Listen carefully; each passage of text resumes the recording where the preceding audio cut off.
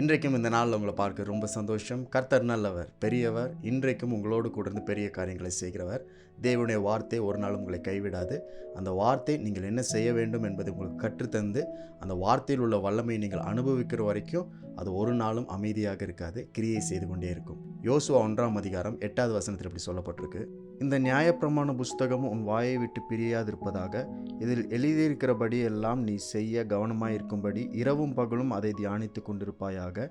அப்பொழுது நீ உன் வழியை வாய்க்க பண்ணுவாய், அப்பொழுது புத்திமானாயும் நடந்து கொள்ளுவாய். இந்த நாளைக்கு தலைப்பு என்ன கொடுத்துருப்போம் அப்படின்னா, நீ அப்படின்னு சொல்லப்பட்டிருக்கும். ஏனென்றால் இந்த வசனத்தில் நீ என்ன செய்ய வேண்டும், அப்பொழுது நீ என்ன செய்வாய் அப்படின்றது சொல்லப்பட்டிருக்கிறது.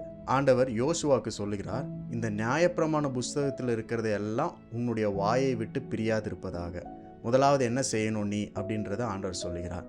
ஆண்டவருடைய வார்த்தை, வசனம், அந்த நியாயப்பிரமாணம், அவருடைய உடன்படிக்கை உங்கள் வாயை விட்டு பிரியாமல் இருக்க வேண்டும். அப்படின்னா எதை பேசினாலும் எப்போ பேசினாலும் தேவனுடைய வார்த்தையின் அடிப்படையில் பேசணும். அந்த வார்த்தை என்ன சொல்லுகிறதோ, வசனம் என்ன சொல்லுகிறதோ அதன் அடிப்படையில் ஒவ்வொரு நாளும் ஒவ்வொரு விஷயத்தையும் பேசிக்கொண்டே இருக்கணும். வாயிலிருந்து புறப்படுகிற ஒவ்வொரு காரியம் தேவனுடைய வார்த்தையின் அடிப்படையில் இருக்கணும். ஆகவே உங்களுடைய சொல் மிக முக்கியம். 2வது காரியம், இந்த நியாயப்பிரமாணத்தின சொன்னதெல்லாம் நீ செய்யும்படிக்கு இரவும் பகலும் அதையே தியானித்து கொண்டிருப்பாயாக.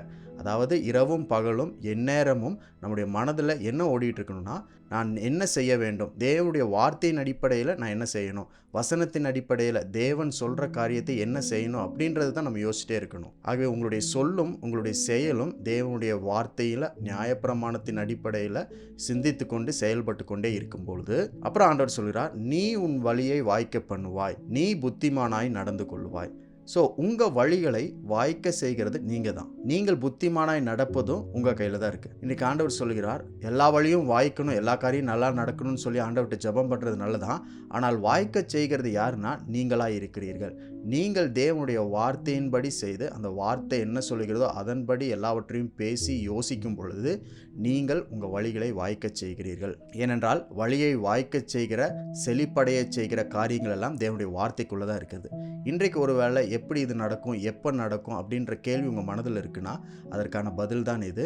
நீங்கள் செய்ய வேண்டிய காரியத்தை ஆண்டவர் சொல்லியிருக்கிறார், சொல்ல வேண்டிய காரியத்தை சொல்லியிருக்கிறார். இதை நாம் கடைபிடிக்கும் பொழுது கண்டிப்பாக உங்கள் வழிகளை நீங்கள் வாய்க்க செய்ய முடியும். Thou shall prosper thy ways.